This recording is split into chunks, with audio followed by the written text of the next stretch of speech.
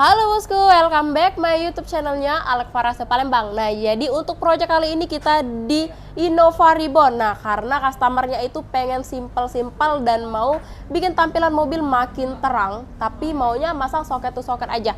Jadi kita upgrade-nya ke proyektor billet fog lamp yang serinya P735F yang Mark 3. Nah, ada penambahan juga untuk di bagian RAM ini kita menggunakan mini laser double 9.2. Tuh, ini penampakan untuk di bagian RAM-nya.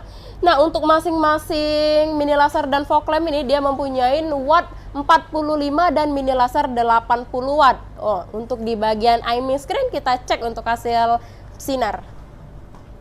Fog lamp nyalain. Nah, jadi untuk di bagian bawah ini sinar lampu fog lamp, untuk di bagian atas bagian kuning ini sinar mini laser. High beam, tahan. Nah, jadi masing-masing fog lamp dan mini laser ini sudah bisa low dan high beam juga. Pas? Matikan? Matikan? Nyalain? Nah, jadi langsung terang tanpa delay. Nah, buat kalian rekomen banget yang lampunya kurang terang mau juga upgrade kayak gini, bisa langsung merapat ke workshop kita. Untuk alamatnya di Jalan R. Abu Sama Sukabangun 2 di Rokade Kastil, lokasi di Kota Palembang. Oke, ditunggu kehadirannya bosku. See you, bye bye next video.